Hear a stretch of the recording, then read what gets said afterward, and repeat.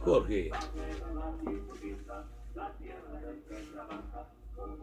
Jorge, hablabas de colonización, reforma agraria de Chile, yo te comentaba. Bueno, ahora tenemos nuevo presidente, tenemos secretario que es senador y que fue colono, entregó la tierra.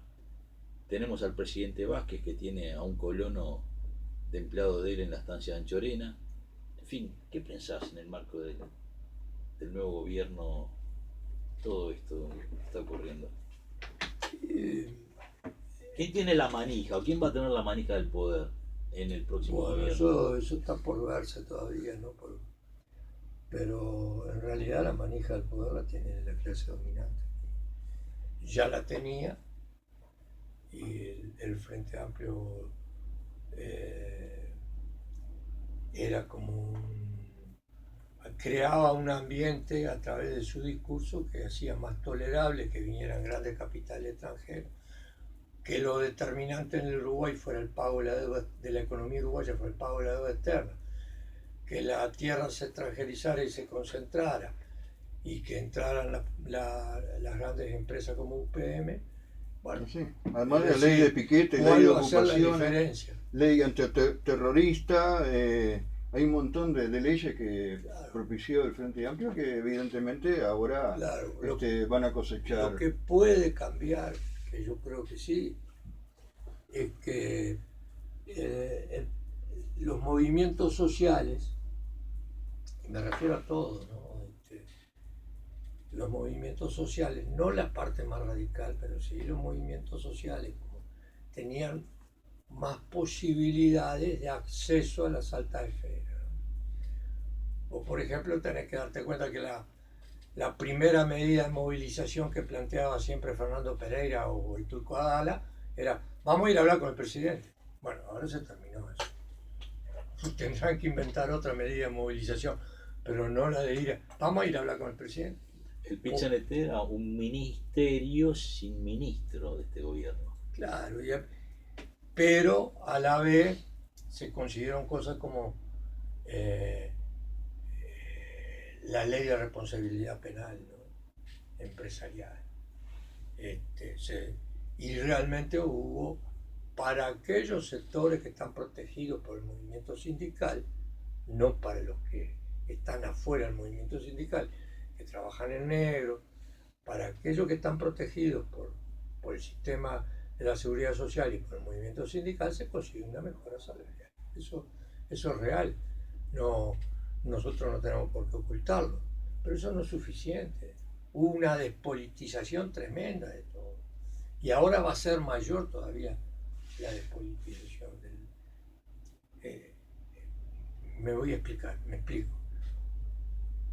El Frente Amplio, desde su nacimiento, se caracterizó por una organización del movimiento Frente Amplio que implicaba que los comités de bases funcionaran semanalmente y que ahí se discutía política.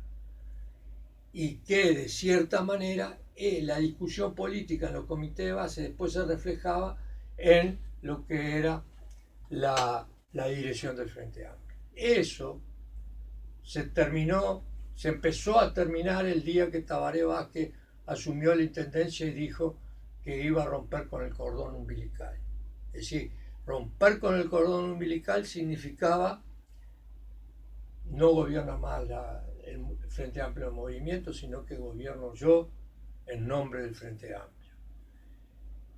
Hubo una gran discusión en aquella época, bueno, ese es un proceso que sí continuó hasta que ahora Daniel Martínez se atreve a decir: el programa del Frente Amplio me lo paso soy yo el que decido y no es el Frente Amplio. El programa soy yo, como Luis XIV. Claro, el programa soy yo. El Claro. programa soy yo. Y bueno, entonces ese proceso de traslado de la política desde las bases del Frente Amplio hacia un centro de dirigentes, a una cúpula de dirigentes, es lo que termina, yo creo que es la condena del Frente Amplio y por eso no hay autocrítica. Porque la autocrítica principal es esa, el grito que tienen los militantes Frente Amplista y que dicen, no, nosotros queremos participar ahora, casi llegamos a ganar, fuimos nosotros, entonces ahora queremos participar.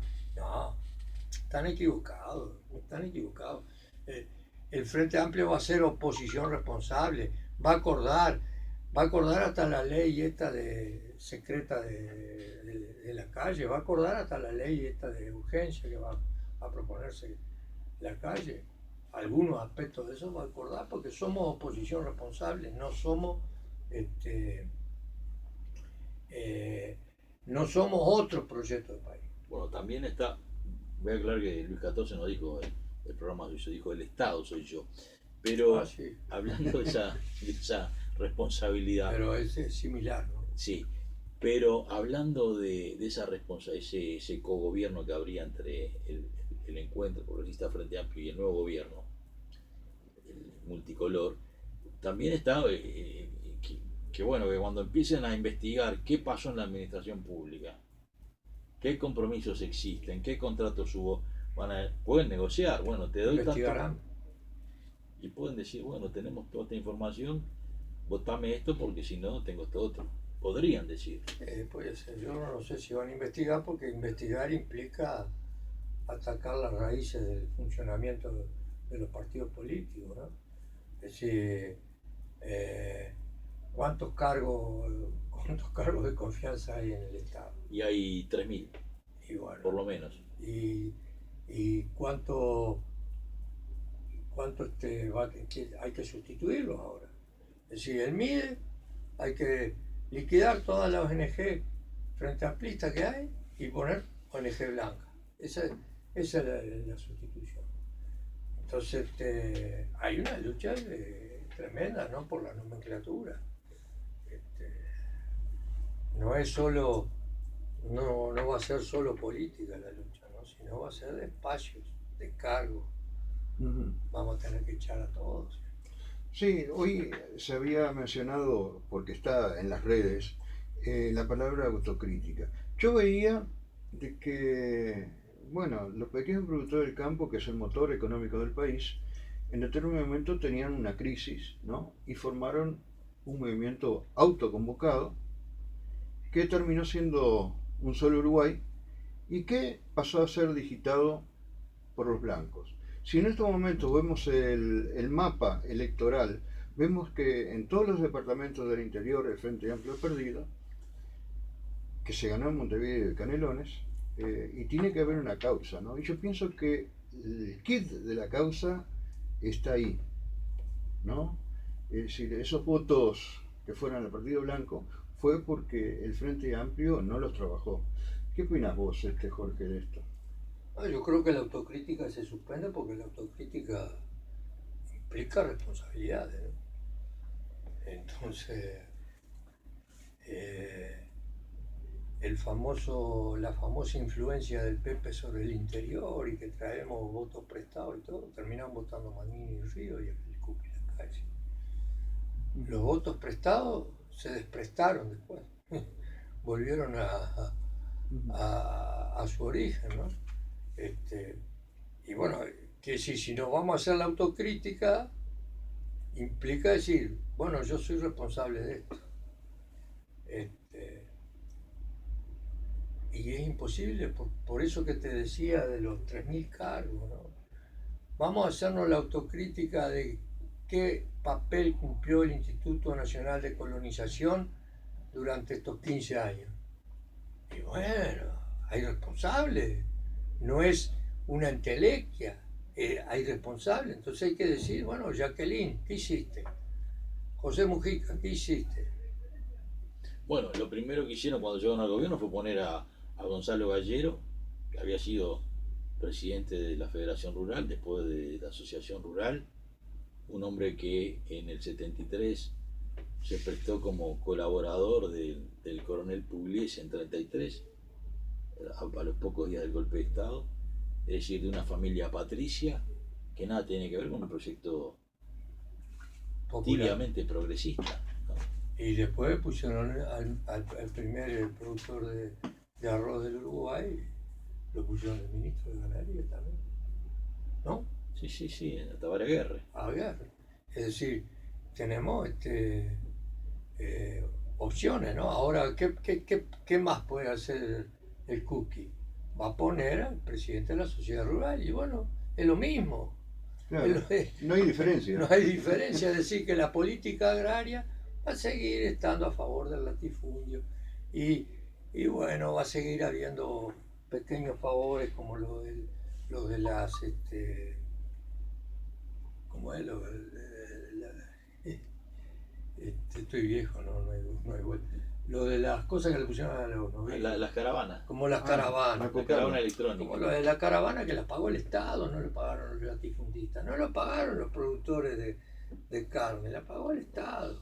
Vos sabés que en este programa había un funcionario técnico de colonización, tal Toledo, que habló que había sido la etapa que más tierra se había dado. Y nosotros de acá dijimos, incluso fue colgado en la página de la Presidencia de la República, que había sido el pedido que más tierra se había entregado por parte de colonización.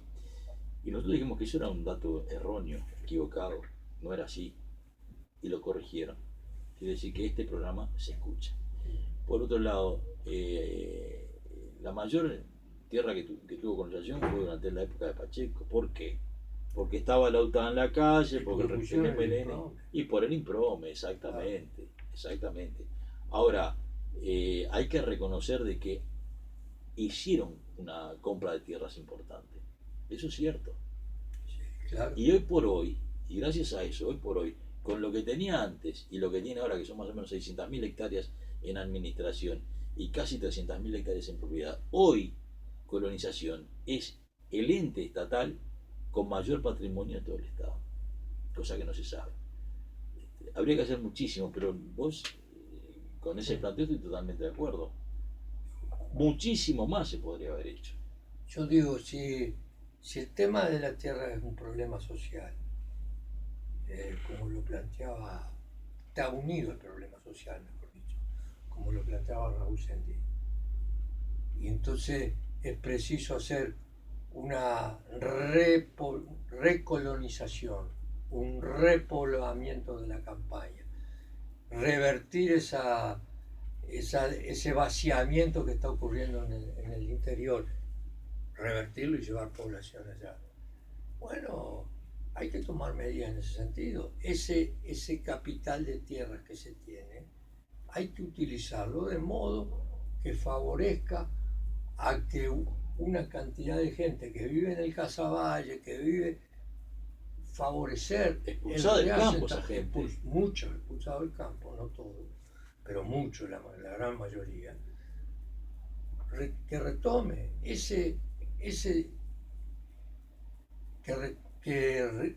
retome la propiedad, no la propiedad de la tierra, pero sí el trabajo en el campo, el trabajo del campo, pero que además, ¿cómo le vamos a cobrar renta? Es decir, si vos tenés una finalidad social con el Instituto de Colonización que dice que vas a hacer un cambio en el modo de producir, ¿cómo le vas a estar cobrando renta que después el tipo que llega... Además abogado, es decir, no puede competir con el gran latifundio. No puede competir con nadie, Claro. ni con él mismo, no pueden competir. Entonces, ese es el problema sustancial. Se le siguió cobrando renta a los pequeños colonos, no a los delgados, no a los Antía, sino a los pequeños colonos, El intendente de pero se le Artigas, pagaba puntualmente los intereses de la deuda externa, porque nosotros somos buenos pagadores y entonces tenemos el grado de inversor, tenemos que mantener el grado de inversor. Pero a nuestro pueblo, a la gente que trabaja y que sufre, a eso no hay que darles nada, porque si le damos algo, si llegamos a darle un pedazo de tierra, y además no cobrarle la renta, enseguida van a saltar los ganaderos, ponen esos vagos, y bueno, el gobierno del Frente Amplio durante 15 años evitó el problema fundamental de acá, que es la propiedad de la tierra. Lo evitó discutirlo, evitó que la gente cobrara conciencia, y bueno, entonces después que no se quejen. absolutamente de acuerdo contigo. Mira, el domingo pasado pasamos la primera media hora, el blog, el discurso del Che Guevara en agosto de 1961 en Punta del Este, cuando se preparaba la expulsión de Cuba de la OEA. El de las cloacas. Exactamente. Y el Che plantea que lo fundamental es hacer la reforma agraria, no la colonización. Y Mujica se ha pasado diciendo que colonización y reforma agraria es exactamente lo mismo. Nosotros les hemos dicho no, eso es mentira. La colonización es una cosa importante, sí, claro, pero la reforma agraria es muchísimo más importante. Eso es lo que hay que hacer. Claro, por supuesto. La reforma agraria implica un cambio en el modo de producir. Pasar del modo de producir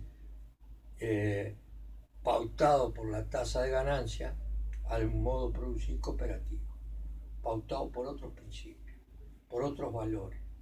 Entonces, si nosotros defendemos los valores del capitalismo, las armas, hablando del Che Guevara, las armas melladas del capitalismo, queremos hacer un cambio social, una reforma, como se quiso acá, durante 15 años, utilizando las armas melladas del capitalismo. No vamos hacia un cambio en la mentalidad. Eso es puro discurso. Eso de que vamos a cambiarnos, tengo que cambiar, primero tenemos que cambiar nosotros para que después cambie la sociedad. No, es mentira. Para cambiar la sociedad hay que cambiar los valores y dejar los valores, las armas melladas del capitalismo y pasar a construir otro, basado en la solidaridad, en el trabajo cooperativo, basado en una propiedad social, una propiedad que sea que no individual sino del Estado, ¿entendés? Y que la gente pueda trabajar sin el apremio de tener que pagar renta, todo eso. Y así de esa forma la gente podría comer casi gratis, porque Uruguay es un país rico, con 13 millones y medio de cabeza ganado y con comunidades agrarias. Se podría lograr, pero muchísimo más de lo que hay ahora. Y de la pobreza. Ahora te hago la pregunta, Sí. la pregunta del millón. ¿Es posible a través de los mecanismos electorales plantearse un tema de eso? Es decir, yo creo que estas últimas elecciones también nos dejaron eso, ¿no? Es decir, que los cambios profundos en la sociedad, en el modo de producir, en el modo de hacer política, en el modo de participar en la población en la política, no se pueden lograr a través de los mecanismos electorales. Es decir, los mecanismos electorales nos llevan al vaciamiento que le ocurrió al Frente Amplio, que es el mismo vaciamiento que tuvo el PT, el mismo vaciamiento que hubo en la izquierda chilena, el mismo vaciamiento que hoy en día está ocurriendo en Colombia. Sí, pero la gente se sale del mecanismo electoral. En el caso del PT, yo estaba en el 2004 en la conferencia de Sevilla sobre reforma agraria, y quien había sido el presidente del Instituto Nacional de Colonización de Brasil me dice: mira, yo renuncié, le dije a Lula, me entrego porque te estás abrazando con el agronegocio, no le estás dando participación al movimiento de los sin tierra y te estás hundiendo, porque cuando quieras acordar te van a colgar. Lo colgaron. Y lo colgaron. 2004 fue, octubre de 2004. Ahora, totalmente de acuerdo con tu planteo, pero te contesto con otro aporte. En el año 1999 estuvo Ulrich Beck, uno de los sociólogos de los popes más importantes a nivel mundial. Y él plantea la sociología del riesgo y plantea el descrédito de los partidos políticos a escala mundial y sí la fuerza de la ciudadanía movilizada y también un peso muy importante, lo plantea Ulrich Beck, los consumidores que consumen y ya no quieren agua sucia, ya no quieren alimentos contaminados, ya quieren tener cosas que le permitan una mejor calidad de vida, que van más allá de la opción política partidaria. ¿Por qué? Porque decir agua limpia y comida limpia significa no estar de acuerdo con el consumismo y con el capitalismo. Seguro. Eso lo puedo decir en Europa, porque en muchísimos países del mundo, de Asia, Indochina, de Medio Oriente y también de América Latina, no se consume agua, ni sucia ni limpia. No hay agua, el agua está privatizada. Sí. Y lo que han hecho acá con la ley de riego. Y acá va a terminar también privatizada. O yo ayer hace 120 años que nació Juan José Morosoli. La verdad que... Y Juan José decía a nosotros que acá en Minas, que le alimentamos de agua a todo el Uruguay, ¿no? De agua potable, porque en Santa Lucía nace allá en el Cerro Pelado. ¿Eh? Y te das cuenta que eso se terminó, ¿no? Es decir, el agua potable en Uruguay corre serios riesgos. Y yo no le tengo ninguna confianza al informe 12, que lo lamento. Es decir, creo también que la gente que ve salir el agua turbia no cree cuando sale Milton Machado y dice, no, el agua esta se puede tomar. Tiene un gustito, pero se puede tomar. No, todo el acuífero guaraní, o sea, habiendo cambiado la matriz productiva del país, pasando de un país agrícola-ganadero a un país agrícola, ganadero y forestal, es decir, el nivel de contaminación es tremendo, tremendo. Bueno, a propósito, Teibo hoy no habla porque está en el Foro Social Mundial y el domingo que viene lo vamos a tener acá. Sí, Eduardo. Bueno, está, entonces tuvimos una conversación muy desprolija. Sí, no, pero otra cosa, sobre el libro, antes que nos vayamos, ¿cómo está el asunto del libro? Bueno, estamos preparando la presentación. Va a estar Mariana Licandro, que es una militante feminista muy reconocida, y va a estar Martín Delgado Cultelli, que es un joven que pertenece a Conacha, ¿no? Y que, bueno, por un lado es nieto de uno de los más queridos compañeros, Andrés Cultelli, uno de los luchadores más destacados que tuvo el Uruguay desde los años 40 por ahí. Y por el otro lado, hijo del negro Oscar Delgado, un compañero también querido, de allá del penal, de segundo piso, descendiente de Charrúa, ¿no? ¿Dónde dirección? ¿Dónde se va a hablar y cuándo? Posiblemente el 19 en el Sindicato de Artes Gráficas. Posiblemente, todavía no tenemos, lo vamos a anunciar cuando. Eso queda allá en la calle Durazno, casi Julio Herrera. Casi Julio Herrera. Ahí está. Bueno, ¿y qué otra cosa más queda? Bueno, agradecerle a Jorge su aporte. Agradecerle a ustedes la posibilidad de venir a charlar, que me hace mucho bien. No, la verdad que para nosotros es un honor que vos estés acá, que estés escribiendo. No me afilié, por que estés favor. escribiendo, no, te estoy diciendo la verdad. Que estés escribiendo, que estés dejando tu testimonio, que no te vendiste por un cargo público, por un puesto. Podrías haber sido ministro, podrías haber tenido un cargo. ¿Ministro de qué? Ministro del Interior en lugar del Ministro bicho. No, ministro del Interior no iba a ser. O de Defensa. Claro que no. O de Defensa. En lugar de ñato, ¿no? ¿Qué hubieras hecho en el Ministerio de Defensa? No, podría haber sido ministro de Ganadería. Ministro de Ganadería. No, podría haber sido. yo le prefiero al Ministerio de Defensa que elimine las Fuerzas Armadas. ¿Ah? Pero bien que podría haber sido ministro de Hubiera habido Ganadería. un levantamiento Son hipótesis, de ¿no? lo para pintar.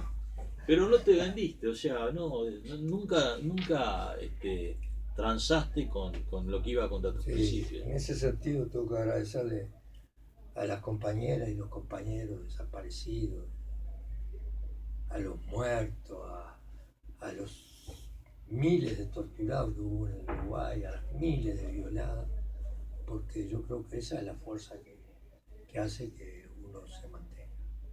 Y que sea reconocido a nivel nacional e internacional. Hoy estábamos hablando con Álvaro Montes de Bogotá, Colombia, un periodista muy importante hoy a nivel de radio, televisión y semanario escrito, y reconoce tu trayectoria como un ejemplo, ¿no?